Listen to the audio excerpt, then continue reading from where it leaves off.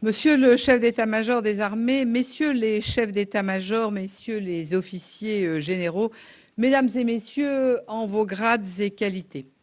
Chacun d'entre vous s'en souvient, le 27 novembre dernier, auprès de la 27e brigade d'infanterie de montagne de Vars, le président de la République a annoncé l'instauration d'un service national rénové, volontaire, purement militaire, d'une durée de 10 mois, qui commencera en septembre prochain. Aujourd'hui, nous sommes le 12 janvier 2026 et nous ouvrons le recrutement de la première cohorte de jeunes volontaires qui vont rejoindre nos armées. Alors, tout de suite, je dois vous préciser que cette campagne de recrutement 2026 est spécifique puisqu'elle démarre plus tard que celles qui suivront dans les années à venir. C'est pourquoi nous avons conçu un dispositif spécifique, simple, immédiatement accessible pour permettre aux jeunes intéressés de se porter candidat dès maintenant. Parce que c'est cela la grande nouveauté, les jeunes Françaises et Français peuvent candidater. Alors, comment candidater? Sur les sites internet de recrutement des armées, auprès d'un CIRFA, Centre d'information et de recrutement des forces armées, présent dans chacun des départements, en Hexagone comme Outre-mer. Et puis, pour celles et ceux qui souhaiteraient se renseigner par téléphone, un numéro est dédié, c'est le 09 70 84 51 51. Je précise tout de suite que les jeunes Françaises et Français vivant à l'étranger peuvent également être éligibles à ce dispositif. La sélection se fera au fil de l'eau. En d'autres termes, je ne peux qu'inviter celles et ceux qui sont intéressés à candidater dès aujourd'hui, puisque au fil de l'eau, nous mettrons en place les processus de sélection. Les premiers candidats vont donc pouvoir déposer leur dossier jusqu'au mois d'avril pour une réponse qui leur sera donnée au plus tard le 1er juillet 2026. Pour cette première cohorte, nous retiendrons 3000 jeunes garçons et filles âgés de 18 à 25 ans au moment de leur incorporation. Ils débuteront leur service, date importante à retenir, entre septembre et novembre 2026 pour une durée de 10 mois sur le territoire national. Chacun sait bien que par territoire national, nous entendons Hexagone et Outre-mer. La montée en puissance de ce dispositif sera progressive puisque l'idée est de 4000 jeunes sélectionnés en 2027 et nous serons à 10 000 en 2030. Pour les jeunes qui sont actuellement lycéens, désireux de rejoindre le service, ils pourront évidemment, ils devront même s'inscrire sur Parcoursup, puisque un certain nombre d'entre eux sont, par exemple, en ce moment en terminale, et nous savons que nous allons bientôt être à la fin des vœux de Parcoursup. Eh bien, ils doivent aller au bout de leur processus, et en fait, dès lors qu'ils seront sélectionnés pour le service national, ils bénéficieront en fait d'un report. Ce sera une année de césure. Et pour celles et ceux qui qui sont lycéens et pour lesquels les vœux de Parcoursup ne correspondraient pas à leur attente, le fait de faire leur service national leur permettra, pendant leur service national, de redéposer un projet dans le cadre de Parcoursup pour la fin de leur service national. Alors tout de suite, je voudrais dire combien ce service national, c'est une expérience unique qui se traduit par un engagement concret dans un cadre qui est un cadre bien sûr militaire avec un statut d'appelé du service national. Il répond donc à une logique qui est une logique simple. Pendant près d'un an, donner tout son temps pour servir la nation, pour être utile à la nation, en contribuant à des besoins opérationnels clairement identifiés par nos armées et sur lesquels les chefs d'état-major vont revenir dans quelques minutes. Pendant ces 10 mois, les appelés contribueront aux missions des forces armées sur l'ensemble du territoire national. Les missions confiées vont être bien sûr adaptées à leur profil, à leurs compétences, mais aussi à leur parcours. Et le chef d'état-major des armées, les chefs d'état-major détailleront les postes qui vont être offerts en fonction des besoins que nous avons identifiés, et je les laisse revenir sur l'ensemble de ces éléments. Autre point sur lequel je veux insister, aucun diplôme n'est requis pour se porter candidat. En d'autres termes, cela n'est pas réservé aux lycéens en fin de parcours de lycée. Ce qui compte, tous les jeunes entre 18 et 25 ans peuvent candidater.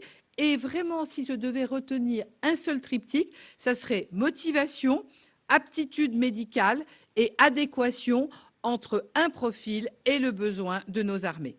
Et ce que l'on peut aussi dire dès maintenant, c'est que nous estimons qu'un appelé sur 5, plus expérimenté ou diplômé, se verra confier des missions d'expertise dans des domaines stratégiques. Un seul domaine me vient tout de suite à l'esprit, c'est par exemple le domaine cyber. Et ensuite, après ces 10 mois de service utile, toutes les options resteront ouvertes. Poursuite d'études, entrée dans la vie professionnelle, avec le maintien d'un lien avec les armées au terme de la réserve de disponibilité pendant 5 ans. Ou bien, pour d'autres, intégration dans la réserve opérationnelle, en d'autres termes, la volonté de continuer avec un engagement qui est un engagement plus important, voire même, pourquoi pas, pour certains d'entre eux, l'intégration dans l'armée d'active. À partir de 2027, le dispositif de recrutement évoluera. La candidature au service national s'inscrira dans un parcours rénové, articulé autour de la journée de mobilisation, c'est le nouveau nom de la journée de défense et de citoyenneté, et avec une application qui est l'application Défense Plus, qui est déjà téléchargeable sur les smartphones. Lors de cette journée, les jeunes candidats pourront exprimer leur intérêt en complétant un questionnaire détaillé, et ensuite ils pourront confirmer leur candidature sur Défense Plus. Les armées conduiront de la même manière la sélection des appelés, et donc cette sélection, elle passera par un entretien, une visite médicale initiale et bien sûr un contrôle de sécurité. Et une réponse leur sera donnée à ce moment-là, et je reprécise bien à partir de 27, les réponses seront données avant le 31 mars. Le service national s'inscrit, on le voit bien, dans une évolution de long terme vers finalement un modèle d'armée qui est un modèle d'armée que je qualifierais de plus hybride, avec les militaires d'active. Je n'oublie évidemment pas les 65 000 civils qui, tous les jours, sont engagés aux côtés des militaires d'active. Nous avons la réserve opérationnelle et demain, nous aurons également la jeunesse volontaire. Les appelés du service national mettront à profit des armées leur qualité, ils développeront des compétences, mais aussi un savoir-être. Alors ce savoir-être, c'est évidemment le sens du collectif, c'est bien sûr de la rigueur, c'est avant tout de l'engagement, et évidemment, c'est le moyen aussi, et j'insiste, j'y suis très attachée, le renforcement du lien entre la nation et son armée. Et je pense que pour notre jeunesse, c'est une ambition forte que d'avoir cette capacité de vivre une expérience absolument exceptionnelle. J'oserais dire que la jeunesse n'est pas une découverte pour nos armées, puisque chaque année, l'armée recrute 35 000 jeunes. Dans ces 35 000 jeunes, j'additionne celles et ceux qui s'engagent dans l'armée d'active, la réserve et les personnels civils. Et je voudrais, en conclusion, partager pleinement la conviction exprimée par le président de la République lors de son discours de Vars. Notre jeunesse a soif d'engagement. Il existe une génération prête à se lever pour la patrie, et notre armée est le cadre naturel d'expression de ce besoin de servir. Ne demandons pas comment notre jeunesse peut être utile à la nation, offrons-lui un idéal en même temps que cette liberté de servir. Alors, cette jeunesse, je veux le dire, je veux m'adresser à elle, à cette jeunesse, et je veux lui dire simplement, osez, engagez-vous, tentez votre chance et je vous propose tout de suite de voir l'un des différents clips de campagne de recrutement de ce service national, l'un des nombreux objets que vous allez voir pendant tous ces jours. Et ensuite, le chef d'état-major des armées et les chefs d'état-major présenteront les besoins opérationnels qui ont été identifiés et auxquels, évidemment, les appelés du service national auront vocation à répondre. Je vous remercie.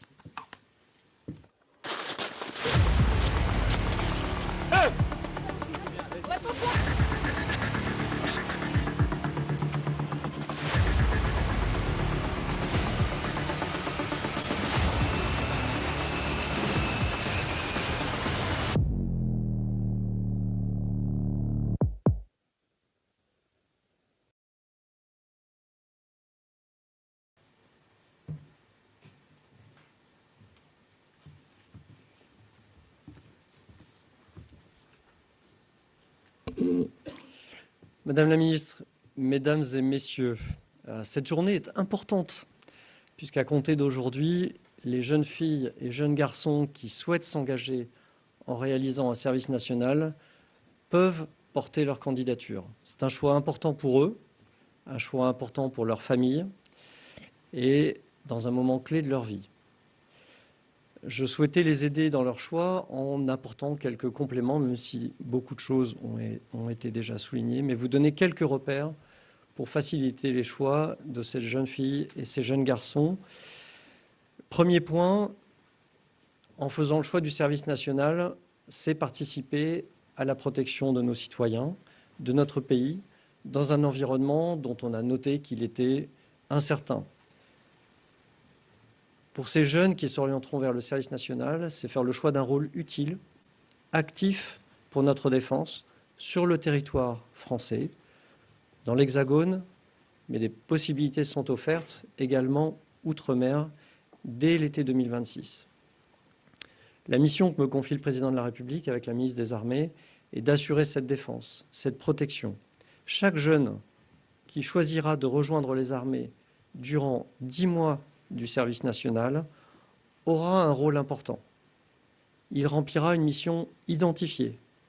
Il sera un maillon entier de nos armées. Il sera pleinement intégré dans les unités des forces. Il en fera pleinement partie. Il sera sélectionné pour cela. J'insiste sur ce point. Il sera sélectionné. Quels sont les critères? Tout d'abord, la motivation. La motivation qui s'est exprimée dans toutes les premières années d'une vie, au travers de différentes formes, dans une vie citoyenne, et qui sera confirmée lors d'un entretien avec un responsable militaire. La santé également, puisque le service de santé assurera un entretien et s'assurera que les conditions physiques sont remplies pour remplir les missions qui seront confiées à ces jeunes. Et puis, l'envie de servir dans des métiers dont nous avons besoin. Nous, armées, ils vont être développés par mes 3 chefs d'état-major d'armée, de l'armée de terre, de la marine, de l'armée de l'air et de l'espace. Mais ce sont des métiers extrêmement variés, d'opérateurs de drones, à boulanger, à commando en protection de nos emprises, des sites stratégiques, aides-soignants, défenseurs cyber.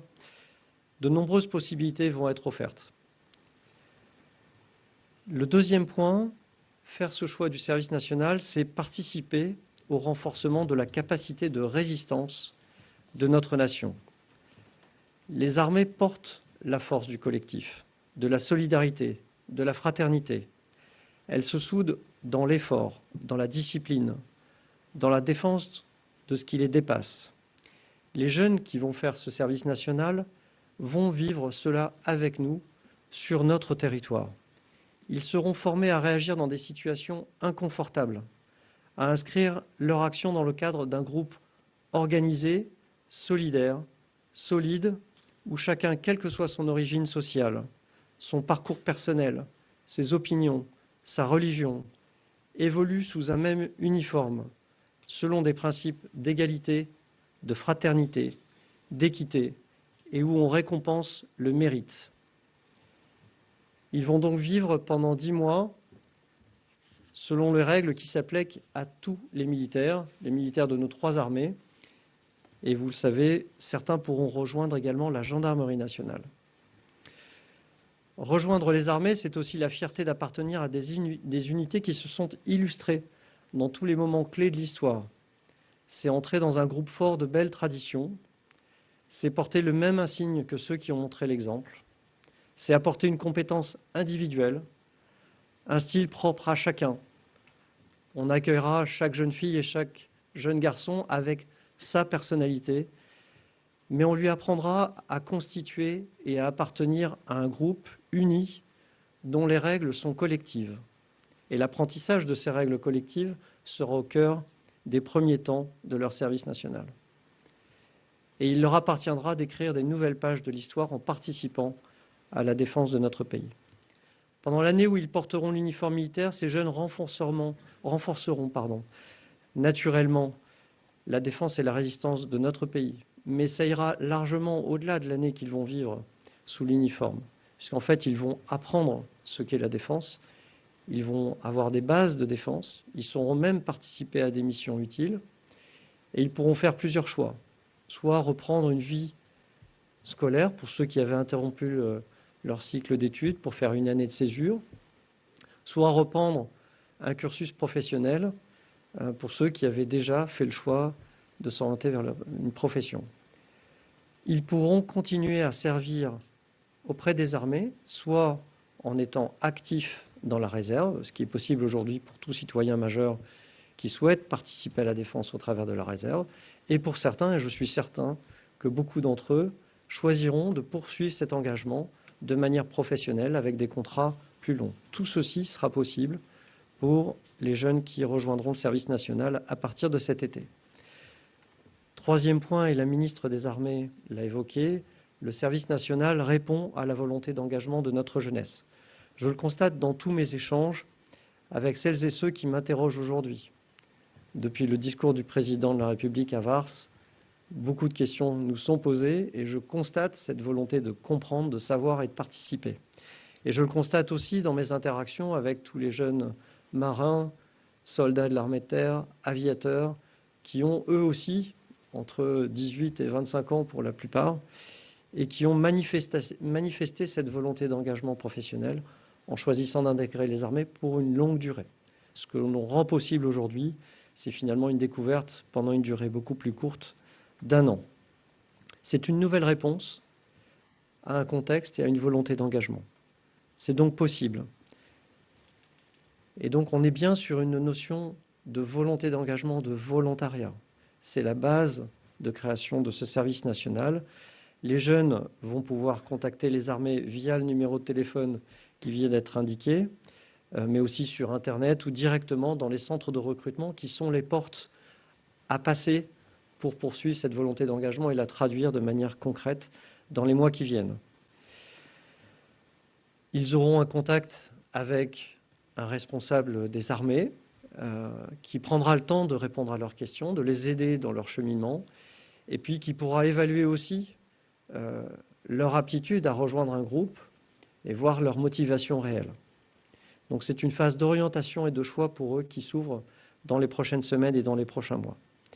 Ils vont ensuite être contactés pour savoir s'ils sont retenus. Et nous savons que tous ne pourront pas être retenus.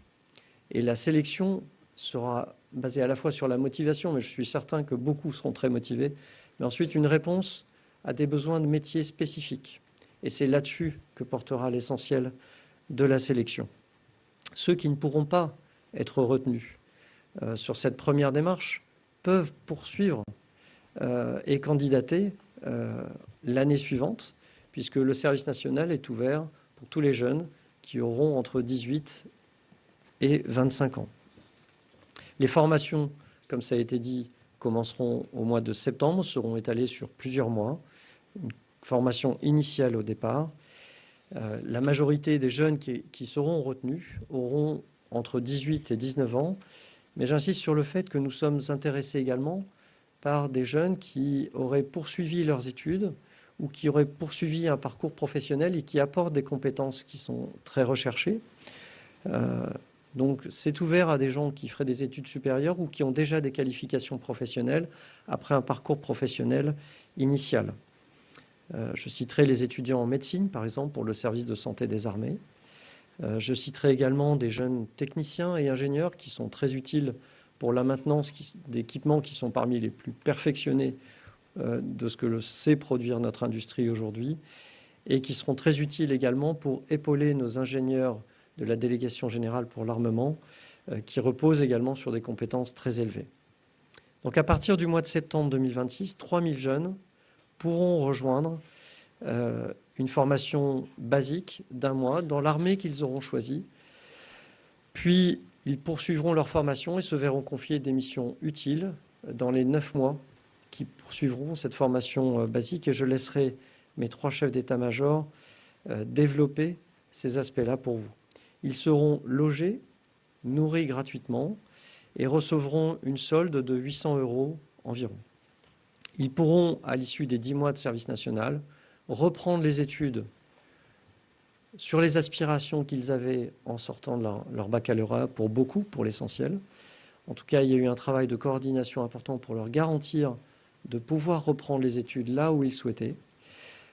Et pour ceux qui ont un choix professionnel, ils auront acquis des savoir-faire et un savoir-être qui est aujourd'hui, je peux en témoigner dans la dynamique de recrutement des militaires des armées, qui est très recherché et qui leur sera bénéfique. Ils seront engagés dans des missions utiles et j'aimerais ici évoquer quelques défis importants contemporains. On a une jeunesse qui est très ouverte, très consciente de cet environnement, très connectée aussi. Et donc, typiquement, dans tous les épisodes de catastrophes naturelles qui touchent aujourd'hui nos territoires, outre-mer, mais aussi les inondations connues en France, les épisodes de grand froid, grande neige, ils auront la possibilité de participer à l'appui que les armées apportent aujourd'hui à la nation. Naturellement, je pense aussi au terrorisme, aux menaces qui touchent notre territoire aujourd'hui, qu'elles soient numériques ou concrètes. Ils participeront à des missions de protection sur notre territoire et j'espère qu'ils en seront très fiers. En conclusion, il s'agit bien d'un service qui sera réalisé sur la base du volontariat. Il sera sélectif et chaque jeune aura un rôle utile pour notre défense. Ils seront formés, ils se verront confier des missions importantes au sein d'un groupe qui comptera sur eux. Ils agiront uniquement sur notre territoire et je m'engage à ce qu'ils puissent apprendre et sortir fiers de cette expérience au sein des armées. Je vais laisser maintenant mes 3 chefs d'état-major présenter comment cela s'organisera dans chacune des armées, puisque chacune des armées a des missions différentes et donc des modes opératoires et une présence sur notre territoire qui sera différente. Et il y a cette notion également de proximité qui va compter pour les jeunes qui font ces démarches. Je pense qu'il est important qu'ils mesurent que les armées sont présentes sur l'ensemble du territoire français, y compris outre-mer, et qu'il y a donc en proximité la possibilité de choisir quelque chose soit qui les éloigne de chez eux, pour ceux qui souhaitent avoir une première expérience dépaysante, ou au contraire, la possibilité de faire le choix de la proximité avec des unités dans les départements français. C'est une très belle manière de réaliser la volonté d'engagement et également de donner du sens, et c'est ce que je perçois aussi dans mes échanges avec les plus jeunes, la volonté de donner du sens à leur vie, et ces premiers 10 mois avec les armées leur permettront. Je vous remercie. Madame la ministre, monsieur mon général, mesdames et messieurs, le service national sera bon pour notre pays. Il devra être bon pour les jeunes qui nous rejoindront. En tout cas, il sera bon pour l'armée de terre. Parce que l'armée de terre pourra ainsi accueillir, former, intégrer, employer des soldats supplémentaires par rapport à ceux qu'elle a déjà. Toute jeune femme, tout jeune homme qui souhaite acquérir une expérience de vie de soldat dans une unité opérationnelle, mais aussi dans un état-major ou un centre d'entraînement de l'armée de terre, pourra se porter candidat et pourra être accueilli. L'armée de terre est avant tout répartie sur l'ensemble du territoire et donc les jeunes pourront servir sur tout le territoire de l'Hexagone comme de l'Outre-mer. Et l'armée de terre accueillera 1800 jeunes volontaires dans plus de 60 garnisons. Le jeune qui sera sélectionné, qui rejoindra les rangs de l'armée de terre, servira sans distinction par rapport à un soldat d'active. Concrètement, un volontaire pourra être sélectionné, par exemple, pour être télépilote de drone à Sarrebourg, à Hyères ou à Montlhéry. Il pourra servir dans le génie comme pontonnier ou sapeur à Besançon ou à Castelsarrasin. Les plus sportifs d'entre eux pourront être aide-moniteurs à l'aguerrissement tropical, par exemple à Arouet, en Polynésie française, ou à Fort-de-France, en Martinique. Il pourra être, ou elle pourra être cybercombattant à Haguenau ou à Mutzig. Il pourra être cavalier blindé éclaireur à Valence, mécanicien à Brive, à Angers ou à Agen, fantassin à Vannes, à Pamiers ou à Belfort.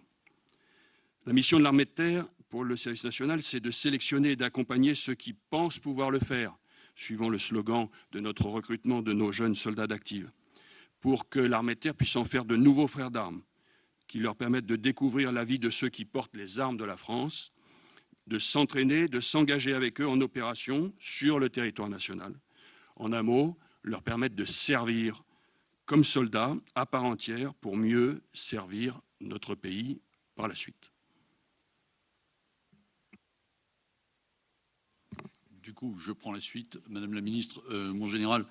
Donc, évidemment, pour la marine, on s'inscrit pleinement dans tout ce qui a été dit aujourd'hui. Il s'agit bien de donner à la fois un cadre, donner du sens, donner une mission et surtout donner une chance à nos jeunes, tel qu'on le fait aujourd'hui avec l'école des Mousses, en fait, juste un petit peu plus tard dans l'âge, donner une chance à nos jeunes de pouvoir s'engager, de répondre à cette soif d'engagement que l'on constate effectivement au quotidien un peu partout. Alors pour la marine, dès l'été 2026, c'est 600 personnes qui pourront être intégrées dans l'ensemble de nos forces, dans 3 grands domaines, un domaine maritime, les domaines techniques, et puis des domaines plus protection des sites sensibles notamment. Dans le domaine maritime, nous allons proposer 20% de postes embarqués dans des missions de surveillance et de soutien dans nos approches.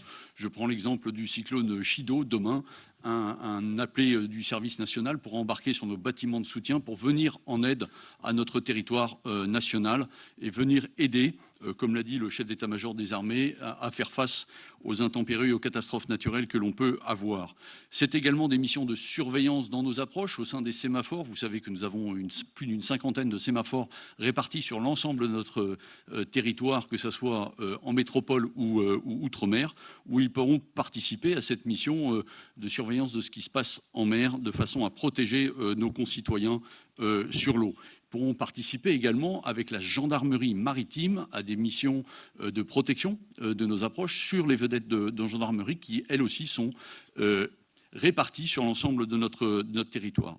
Dans le domaine technique, nous allons rechercher, un peu comme dans l'armée de terre, des mécaniciens, des électriciens, des spécialistes cyber, des spécialistes de l'intelligence artificielle qui pourront venir nous aider dans les unités spécialisées de la marine. Et c'est là où la sélection va intervenir, venir nous aider dans ces unités spécialisées qui sont généralement sur nos bases navales ou nos bases aéronavales. Et enfin, nous avons beaucoup d'emprises dans la marine, pas uniquement dans les 3 grands ports que sont Brest, Toulon et Cherbourg, mais également dans des centres, je pense à France Sud, du côté de Toulouse, où nous avons un centre météo. La protection des emprises est également un beau métier que nous pourrons partager avec eux. Et donc tout ça nous permettra de renforcer notre lien avec l'ensemble des territoires. Nous aurons 4 centres de recrutement, Cherbourg, Toulon, Lorient et Brest. Nous avons 3 grands ports, 50 sémaphores répartis partout, comme je l'ai déjà dit. Mon objectif, très clairement, c'est de donner envie d'avoir envie de s'engager et de servir la nation. C'est vraiment l'objectif que l'on se fixe pour qu'à la fin des 10 mois, ils puissent s'engager évidemment dans la réserve ou dans l'active, mais également s'engager tout simplement à l'extérieur, s'ils le souhaitent, au service de la nation. Voilà. L'armée de l'air et l'espace termine. Donc, Madame la Ministre, mon général, Mesdames et Messieurs, pour l'armée de l'air et l'espace, c'est bien sûr, nous sommes extrêmement enthousiastes, comme pour les autres armées, directions et services, de faire face à ce défi du service national. Et nous avons d'ores et déjà des retours très positifs et de prospects et donc de jeunes qui ont déjà décroché leur téléphone ou appuyé sur la touche devenir aviateur et service national, puisque nous avons à peu près une centaine de prospects déclarés. L'objectif donc des 600 pour le mois de septembre est largement atteignable et nous y préparons depuis des semaines à partir de nos structures bien sûr éprouvées pour recruter, comme je vous le rappelle, 5000 aviatrices et aviateurs par an. Concrètement, eh bien, ce sera un premier mois sur les bases aériennes d'Orange et d'Évreux, un premier mois pendant lequel ils vont apprendre la militarité, ils vont apprendre à partager nos valeurs de respect, d'intégrité, de service et d'excellence, et puis également découvrir les missions de la base aérienne qui est véritablement notre outil de combat, puisque c'est à partir de nos bases aériennes que nous réalisons nos missions aussi bien de protection de l'espace aérien national et de ses abords que nos missions de dissuasion nucléaire ou que nos missions d'intervention, comme par exemple lorsque nous l'avons fait un pont aérien avec la Nouvelle-Calédonie ou la Réunion ou Mayotte. Pendant ce mois, les appelés vivront des temps d'immersion au sein des unités opérationnelles de ces bases, et c'est bien ce contact direct avec les aviateurs et nos missions qui doit être fondateur pour l'intéresser. Ensuite, après ce premier mois, eh bien sûr, ce sera l'affectation sur l'une de nos bases aériennes, que ce soit en métropole, mais également en outre-mer. Et j'insiste bien, nous avons d'ores et déjà identifié des postes donc, sur nos bases aériennes d'outre-mer. Pourquoi ? Pour apprendre à exercer un métier. Un métier, là aussi, nous avons visé du sol à l'espace, selon la motivation de l'appelé, selon, bien sûr, sa formation et également nos besoins. Nous avons identifié des métiers dans les domaines de la protection défense, dans les domaines également du transit aérien, dans nos escales ou nos hubs logistiques, mais aussi dans la planification et la programmation donc, de nos missions aériennes dans les unités navigantes, comme les escadrons de chasse, les escadrons de transport ou les escadrons d'hélicoptères. Également des métiers dans le contrôle aérien. Ensuite, dans la défense solaire et la lutte anti-drone, qui sont clairement des métiers de pointe. Et enfin, donc, des métiers dans la préparation opérationnelle de nos équipages et de nos pilotes, par exemple, comme assistant simulateur, simulation qui est un domaine dans lequel nous poussons les feux, notamment avec la simulation massive en réseau. Et puis, parce que l'on parle des systèmes numériques et de métiers d'avenir, eh bien, certains de nos appelés serviront également dans le domaine cyber, qui est devenu, comme vous le savez, un véritable champ de bataille à part entière. Enfin, il y aura la possibilité de servir au sein du commandement de l'espace sur la base aérienne à vocation spatiale de Toulouse. Voilà, en synthèse, ce service national va nous permettre de densifier notre modèle autour donc d'un triptyque active, réserve, appelé, dans un seul but, continuer d'être au rendez-vous de nos opérations et bien sûr participer directement à la cohésion nationale entre cette belle jeunesse et l'armée de l'air et de l'espace. Merci.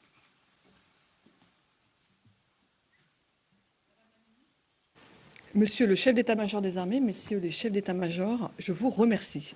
Madame la ministre, vous l'avez dit, ce lundi marque le lancement de la campagne de recrutement du service national. Ce service national, c'est la jeunesse qui s'engage au service de la France et la France qui se renforce grâce à sa jeunesse. C'est une manière nouvelle et adaptée de faire nation. Ce cap, c'est celui qui a guidé la réalisation de la campagne de communication dédiée au service national. Cette campagne s'appuie sur 3 vecteurs. Le premier, c'est la presse quotidienne régionale, dont l'outre-mer. Ensuite, le site Internet. Et la troisième, ce sont les réseaux sociaux. Le premier, donc la presse quotidienne régionale, nous permet de toucher tous les territoires et toute la population. Cela s'inscrit en complémentarité des échanges nourris que nous avons avec l'ensemble des médias pour répondre à vos questions, organiser des séquences d'immersion où vous montrez les coulisses de la mise en œuvre du service national et vous pouvez compter sur le centre média pour répondre à toutes vos questions. Toucher tous les territoires, toucher toute la population, c'est une double priorité. Les territoires sont impliqués car les armées y sont partout présentes et les jeunes qui nous rejoindront le seront aussi. C'est également parce que les jeunes seront eux-mêmes issus de tous les territoires. Le service national concerne ensuite toute la population car c'est un projet de société qui ancre la cohésion nationale.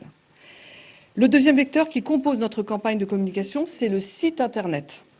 Tous les encarts de la presse quotidienne régionale renverront sur le site Internet du ministère qui permet aux jeunes de candidater. Vous en voyez un extrait à l'écran. Les réseaux sociaux, enfin, car c'est le moyen de toucher toute la jeunesse, car ce sont les jeunes qui sont les premiers concernés par ce nouveau dispositif. Le ministère diffusera, via l'ensemble de ces réseaux sociaux, des clips sur le service national qui renverront sur le site Internet pour candidater. Alors, avant de passer aux questions, un dernier rappel. Je vous demande de bien penser à vous présenter avant de poser votre question et de ne poser qu'une question à la fois. Et je vous rappelle également que seules les questions en lien avec le service national seront prises en compte. Je vous remercie. Place aux questions.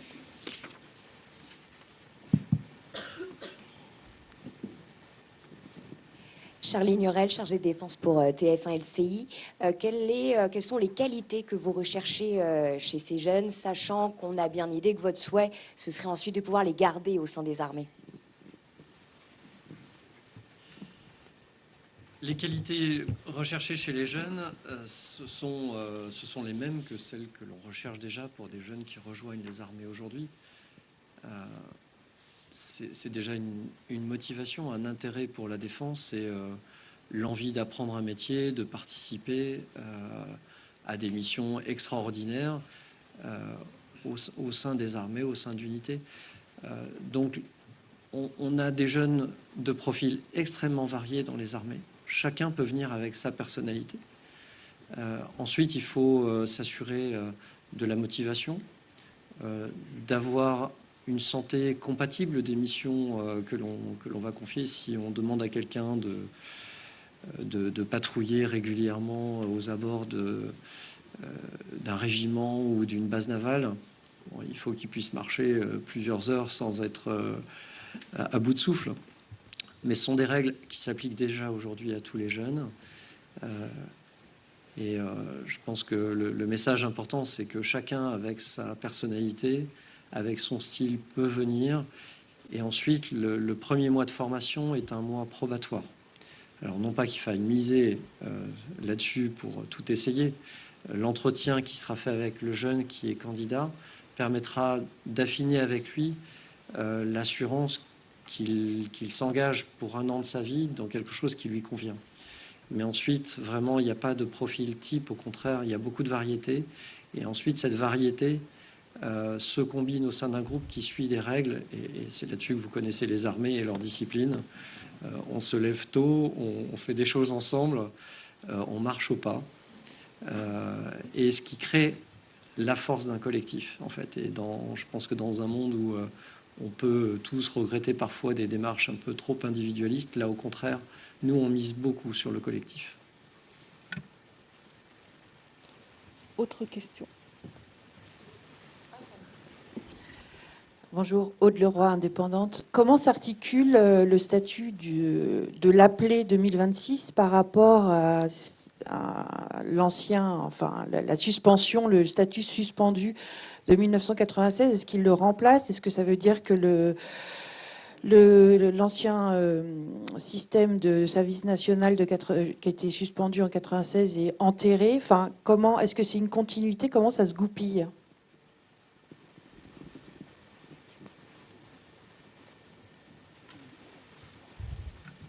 Je vous donne une base de réponse et je pense qu'il y a deux aspects dans votre question. Il y a un aspect qui est la base juridique, où là, on est plutôt dans une continuité d'une notion de service national. En revanche, on est en rupture. Ça n'est plus du tout les modalités qui étaient décidées à la fin du XXe siècle, enfin qui ont été suspendues à la fin du XXe siècle. On est sur une logique de volontariat, sur des critères de sélection par rapport à des besoins pour notre défense, là où on était et un service qui s'applique aux jeunes femmes et aux jeunes hommes, là où on était dans une modalité d'application à tous sauf les filles, et pas vraiment avec des missions utiles pour chacun de ceux qui rejoignaient le service national. Donc Sur les modalités totalement différentes. En revanche, sur la base juridique, si c'était votre question, on est plutôt dans la continuité. Nous avons également une question en audio. Bonjour Madame la Ministre, Messieurs les officiers généraux, une question de Jean-Marc Tanguy. Y a-t-il un objectif d'attirer plus de femmes, car on en voit 2 sur la fiche de présentation? Des binationaux pourront-ils être concernés? 2 réponses rapides. L'objectif, c'est que les filles comme les garçons, et c'est effectivement peut-être une nouveauté par rapport à ce qui a pu exister dans le passé. Maintenant, il n'y a pas de prisme pour accueillir plus de jeunes filles que de jeunes garçons. Et les binationaux peuvent tout à fait être candidats et être retenus. Bonjour à tous, John Lester de l'agence de presse Associated Press.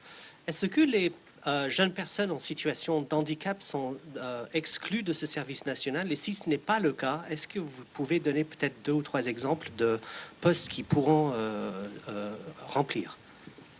Sur le principe, les jeunes en situation de handicap sont totalement éligibles. D'où l'intérêt de l'entretien, d'où l'intérêt de l'examen médical qui permettra de discuter avec cette personne en fonction de son handicap. Mais on peut, par exemple, imaginer un handicap physique qui ne soit absolument pas un obstacle pour travailler en étant, par exemple, à l'état-major, si je devais prendre cet exemple-là. Donc, il n'y a absolument aucune interdiction de principe et il y a au contraire une volonté d'accueillir, et c'est bien évidemment le service de santé des armées qui fait le premier entretien médical et ensuite cela est lié aux postes qui sont proposés. Bonjour, Mathieu Rabéchaud, agence France Presse. Quel est le coût budgétaire du service national qui va être amené à croître à mesure que le nombre d'appelés va croître, et cela implique-t-il d'aller au-delà des surmarches budgétaires prévues pour 2026 et 2027? Alors très concrètement, dans le budget pour l'année 26, on est sur une somme de 150 millions qui donc ne pose pas de problème particulier dans l'enveloppe qui est celle d'un budget que nous espérons voter un jour, puisque comme vous le savez, dans le contexte actuel, nous sommes dans le service voté. Bon, après, on reste sur des sommes qui, pour l'exercice 26, sont des sommes qui sont capables d'être traitées.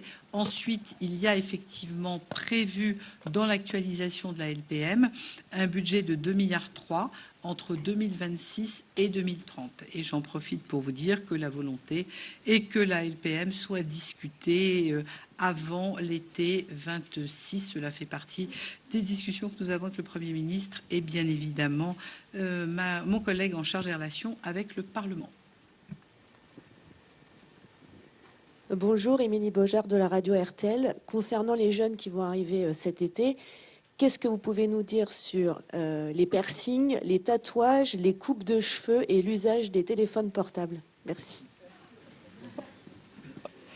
Eh bien, je vous invite à regarder autour de vous, puisque vous êtes à Ballard, et vous me dites si vous voyez beaucoup de gens en uniforme portant un piercing.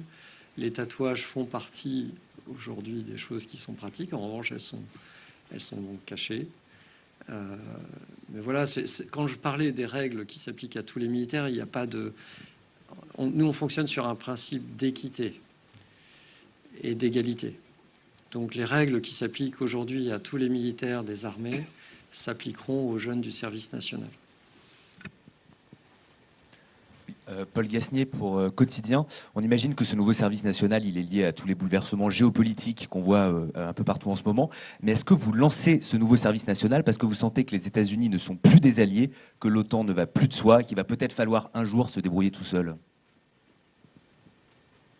Vous savez, je pense qu'aujourd'hui, on le voit bien depuis un moment, il y a une volonté dans nos armées, je l'ai dit tout à l'heure, d'avoir un format qui soit un format plus hybride, c'est-à-dire un format avec une armée active, des civils et une réserve opérationnelle. Et ce qui est extrêmement intéressant à regarder, c'est l'évolution de la réserve opérationnelle et du nombre de gens qui s'engagent dans la réserve opérationnelle. À partir de là, une des réflexions portées par le président de la République, c'est l'importance du lien entre l'armée et la nation. Et quelque part, ce service national, c'est la capacité à renforcer ce lien, c'est permettre à des jeunes de s'engager quant à la soif d'idéal qui peut être la leur, et parallèlement à ça, d'accueillir des talents qui spontanément ne seraient pas forcément venus au départ vers les armées.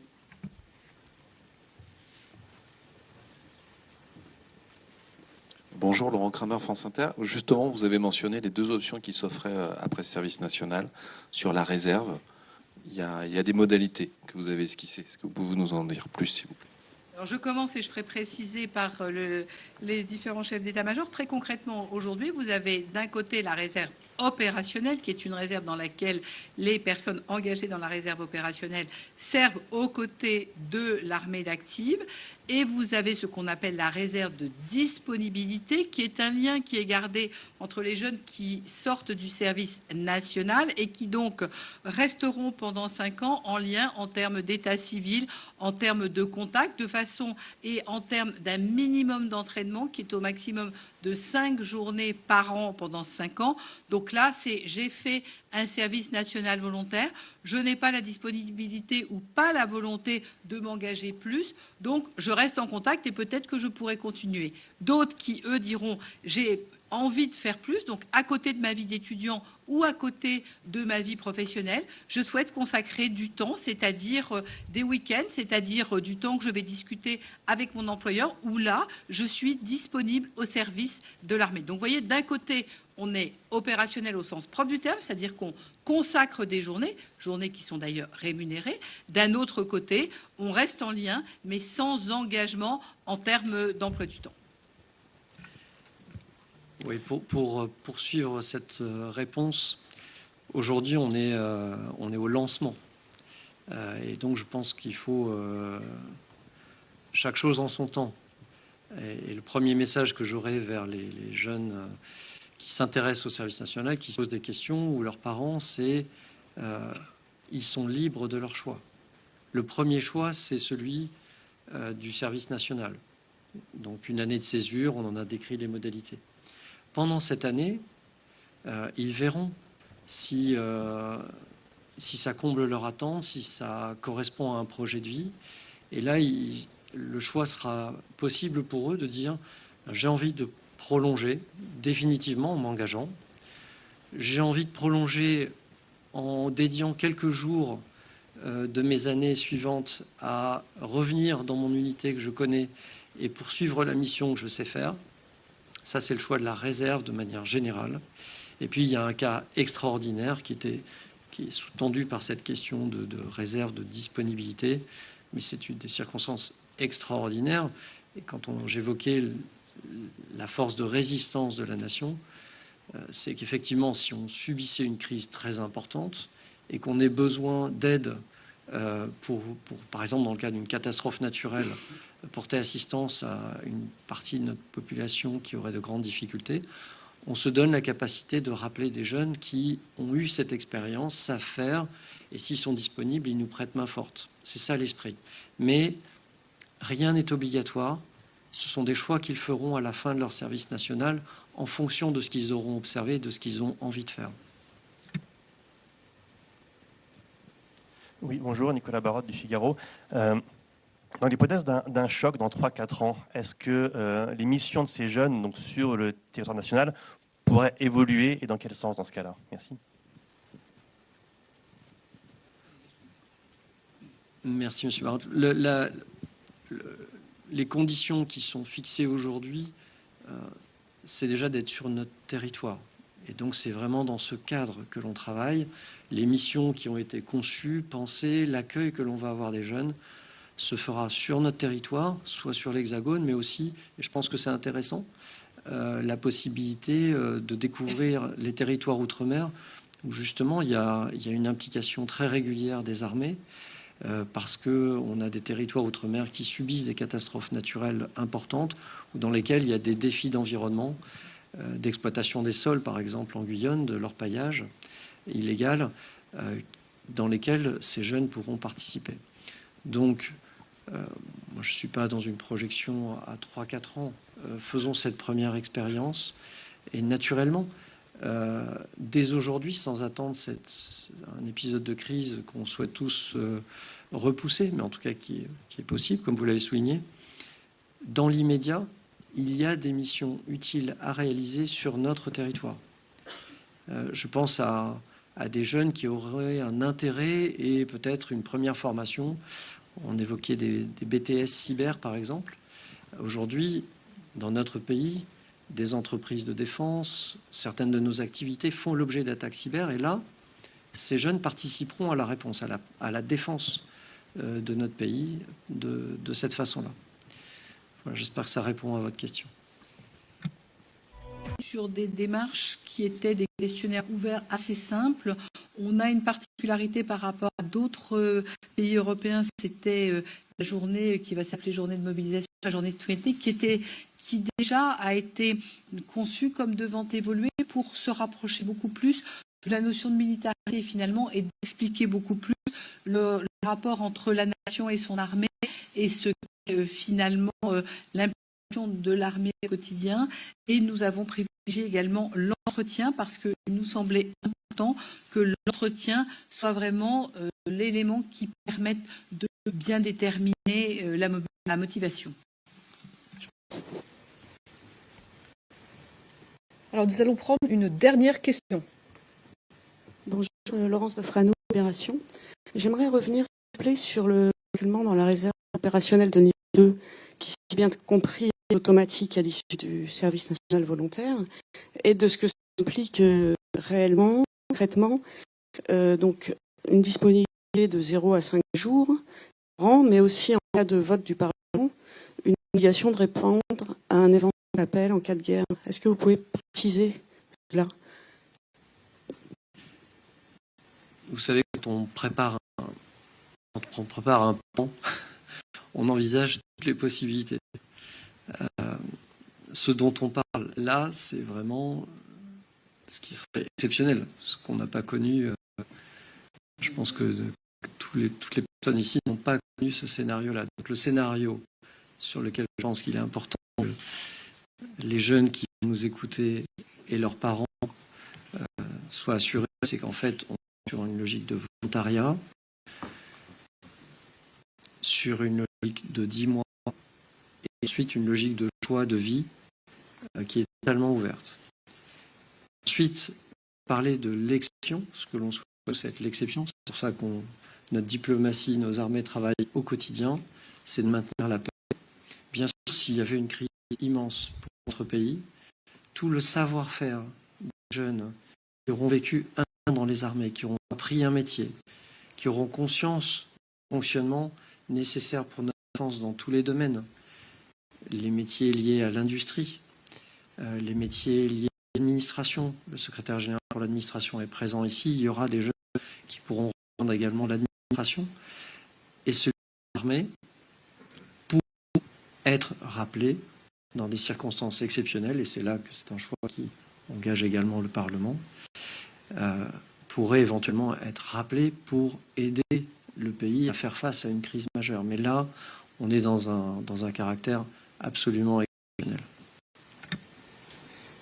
Juste rappeler une chose. La première réserve de disponibilité, c'est ce qu'on a expliqué tout à l'heure, c'est-à-dire que le cas le plus commun, c'est donc garder un lien avec le régiment dans lequel on a été en termes d'adresse de disponibilité et effectivement un maintien en condition qui peut être de 0 à 5 jours par an, ce qui est différent de la réserve opérationnelle qui, elle, est une action beaucoup plus importante et beaucoup plus fréquente. Et ça, c'est vraiment au choix du jeune à la sortie qui peut candidater à la réserve opérationnelle ou bien rester de disponibilité. Et le deuxième élément sur lequel je veux absolument insister, comme vient de le dire le chef des armées, l'option qui serait une option de mobilisation générale, c'est une option qui nécessite un vote du Parlement. Et donc, c'est vraiment dans des conditions qui sont des conditions extraordinaires et qui ne se sont pas produites dans notre pays depuis la Deuxième Guerre mondiale.